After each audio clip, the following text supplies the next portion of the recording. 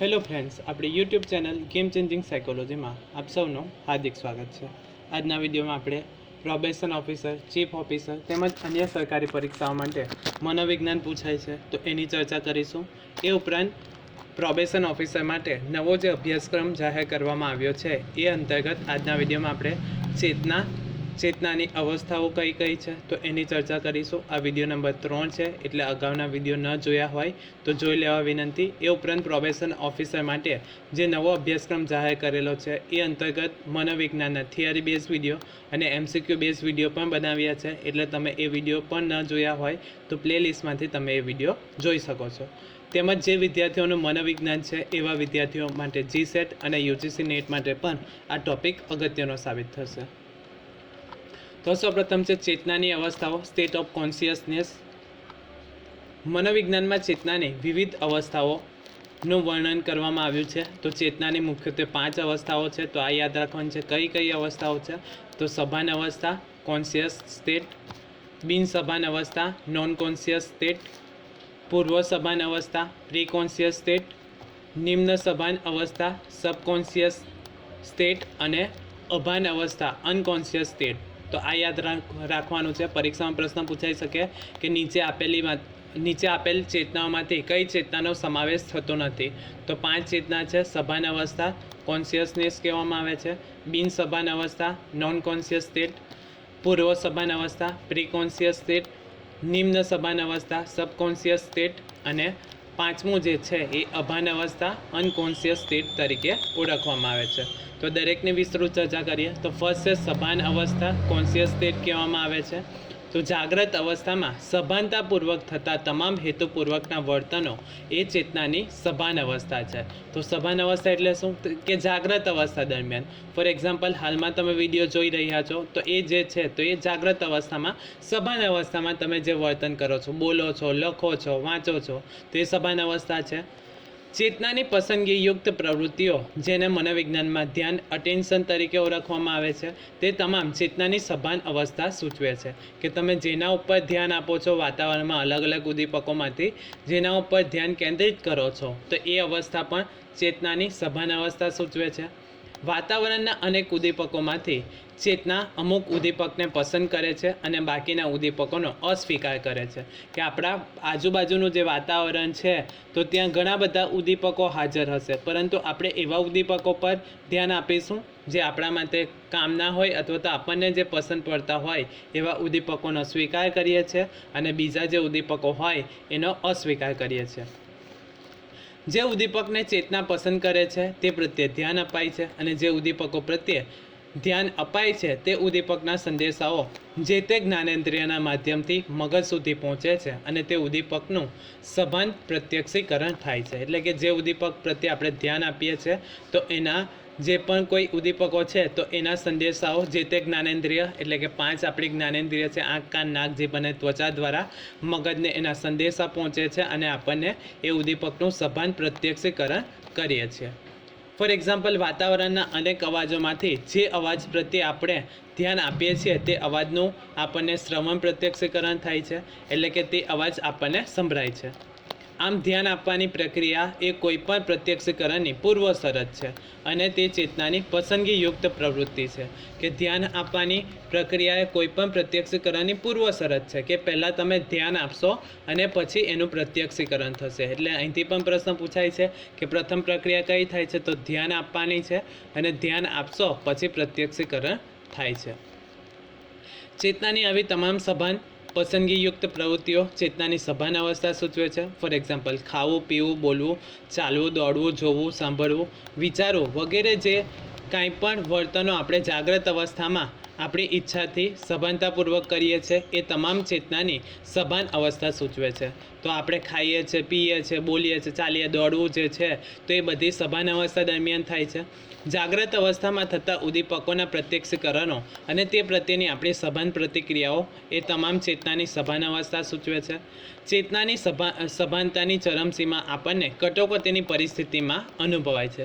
For example, બસમાં ચડતા હોઈએ અને બસમાં બસનું ઉપડવું આપણને અતિ સભાન બનાવી દે છે અને સંપૂર્ણ સભાન અવસ્થા કટોકટીની પરિસ્થિતિમાં અનુભવાય છે કે જ્યારે તમે બસમાં ચડતા હોય અને બસ સડનલી ચાલુ થઈ જાય તો એ અતિ સભાન અવસ્થા આપણે માં આવી જઈએ છીએ અને સંપૂર્ણ સભાન અવસ્થા કટોકટીની પરિસ્થિતિમાં અનુભવાય છે.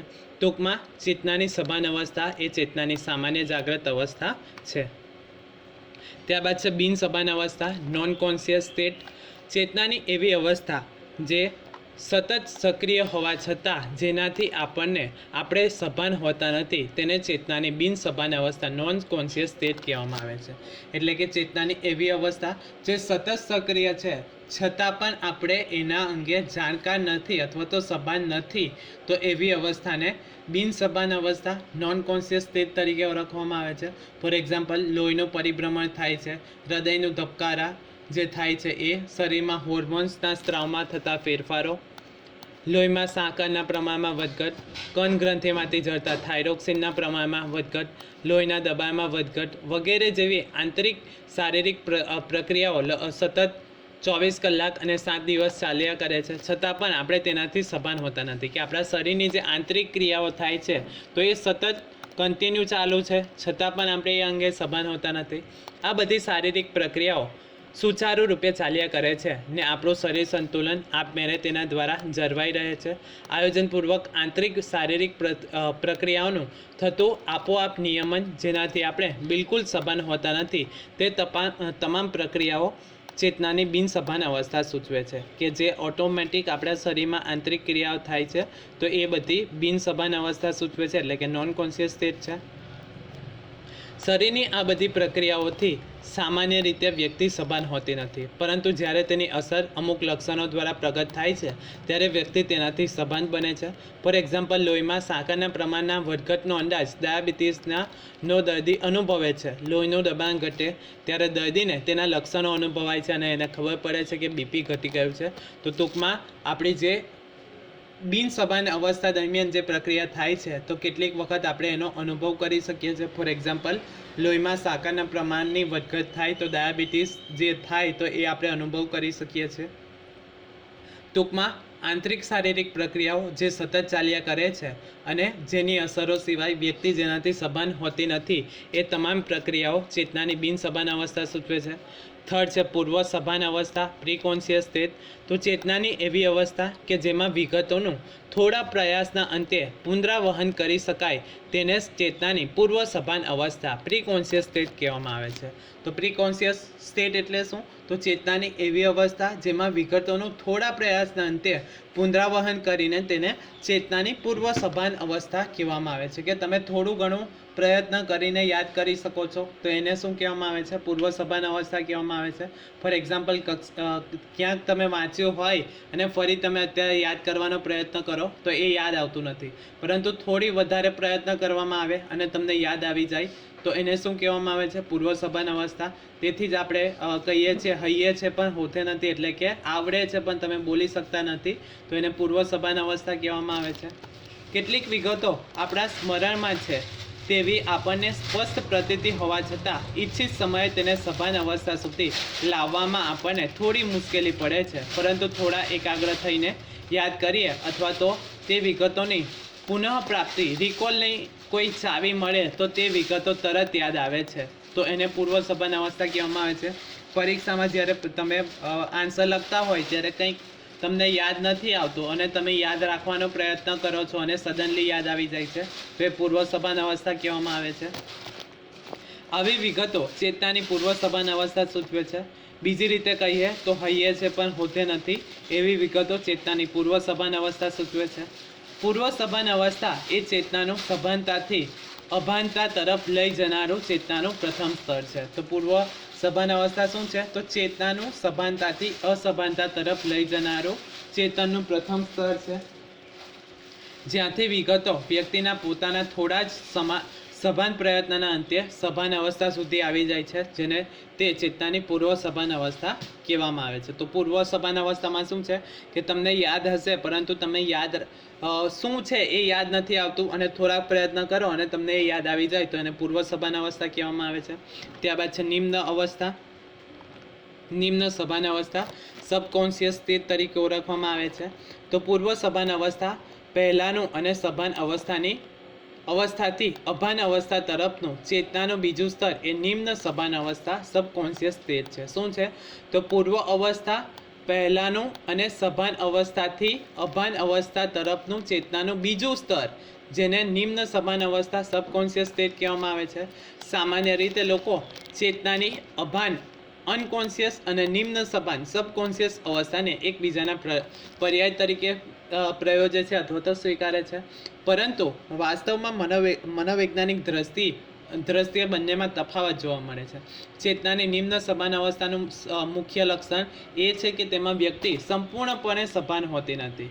કે જે નિમ્ન સભાન અવસ્થા જે છે તે એમાં વ્યક્તિ ન તો સંપૂર્ણ સભાન હોય છે અને ન તો સંપૂર્ણપણે અભાન હોય છે, છતાં પણ ક્રિયા થાય છે.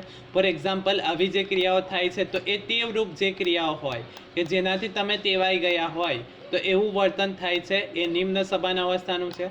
ફોર એક્ઝામ્પલ, સ્વપ્ન તથા આપમેળે થતી ટેવરૂપ ક્રિયાઓ, જેમ કે ડ્રાઇવિંગ, તો તમે ડ્રાઇવિંગ કરો છો તો ડ્રાઇવિંગ કરતી વખતે વાતચીત પણ કરો છો અથવા મોબાઈલ ઉપર વાતચીત કરતા હોય, ગીત સાંભળતા હોય, છતાં પણ તમે બીજી વ્યક્તિ સાથે વાતચીત કરો છો ત્યારે ગિયર પણ તમે ચેન્જ કરી શકો છો, બ્રેક પણ દબાવી શકો છો, એક્સિલેટર પણ દબાવી શકો છો. તો એ જે અવસ્થા જે છે કે તમે નથી સંપૂર્ણ સભાન અને નથી સંપૂર્ણ અભાન, છતાં પણ તમે એ કાર્ય કરો છો તો એ ટેવરૂપ ક્રિયા જે થાય છે તો એ નિમ્ન સભાન અવસ્થામાં થાય છે. આ બંને ક્રિયાઓમાં આપણે સંપૂર્ણ અભાન પણ નથી અને સંપૂર્ણ સભાન પણ નથી. આથી આ ક્રિયાને ચેતનાની નિમ્ન સભાન અવસ્થા કહેવામાં આવે છે. અને પાંચમી અવસ્થા છે અભાન અવસ્થા, અનકોન્શિયસ સ્ટેટ. તો સભાન ચેતનાથી સૌથી દૂરનું અને ચેતનાનું અતિ ઊંડાણનું સ્તર એ ચેતનાની અભાન અવસ્થા છે. તો આ યાદ રાખવાનું છે, સભાન અવસ્થાથી સૌથી દૂરનું ચેતનાનું અતિ ઊંડાણનું સ્તર એ ચેતનાની અભાન અવસ્થા છે, અનકોન્શિયસ સ્ટેટ છે. મનોવિજ્ઞાનમાં ડૉક્ટર સિગમન્ડ ફ્રોઇડે સૌપ્રથમ અચેતન મન, અનકોન્શિયસ માઇન્ડનો ખ્યાલ રજૂ કર્યો હતો. તો અહીંથી MCQ પૂછાઈ શકે છે. અભાન અવસ્થા અથવા તો અચેતન મનનો ખ્યાલ કોના દ્વારા આપવામાં આવ્યો હતો? તો ડૉક્ટર સિગમન્ડ ફ્રોઇડ દ્વારા આપવામાં આવ્યો હતો. આ અચેતન મન એ ચેતનાની અભાન અવસ્થા સૂચવે છે. ફ્રોઇડના મતે પાણીમાં બરફ મૂકતા તેનો 90% ભાગ ડૂબેલો રહે છે અને 10% ભાગ આપણને દેખાય છે. એ જ રીતે માનવ વર્તનમાં પણ 90% વર્તનો અભાન એટલે કે અનકોન્શિયસ માઇન્ડથી થાય છે, અચેતન મન દ્વારા નિયંત્રિત થાય છે, જેનાથી આપણને સંપૂર્ણ અજાણ હોઈએ છીએ. જ્યારે માનવના માત્ર 10% વર્તનો જ સભાન પ્રેરકોથી દોરવાયેલા હોય છે. આમ માનવીના 90% વર્તનો પાછળ સાચા કારણોથી માનવી અજ્ઞાત હોય છે. આપણને ખબર ન હોય તે રીતે આપણા વર્તનો ગતિ અને દિશા આપવાનું કાર્ય અભાન ચેતના કરે છે. આમ અભાન માનસિક અને વાર્તનિક પ્રક્રિયાઓનું ચેતના દ્વારા નિયમન એ ચેતનાની અભાન અવસ્થા, અનકોન્શિયસ સ્ટેટ સૂચવે છે. જે તમે ચિત્રમાં પણ જોઈ શકો છો કે નીચેના જે 95% ભાગ છે તો એ અનકોન્શિયસ માઇન્ડ છે અને પાણીની ઉપર જે 5% દેખાય છે એ કોન્શિયસ માઇન્ડ જોવા મળે છે. આ રીતે ચેતનાની સભાન, બિનસભાન, પૂર્વ સભાન, નિમ્ન સભાન અને અભાન એમ 5 અવસ્થાઓ આધુનિક મનોવૈજ્ઞાનિકોમાં ચર્ચા કરવામાં આવી છે અથવા તો વર્ણવવામાં આવી છે. તો આટલું યાદ રાખવાનું છે કે ચેતનાની અવસ્થાઓ તો 5 અવસ્થા છે: સભાન અવસ્થા, બિનસભાન અવસ્થા, પૂર્વ સભાન અવસ્થા, નિમ્ન સભાન અવસ્થા અને અભાન અવસ્થા. આશા રાખું છું કે તમને આ વિડીયોમાં સમજ પડી ગઈ હશે.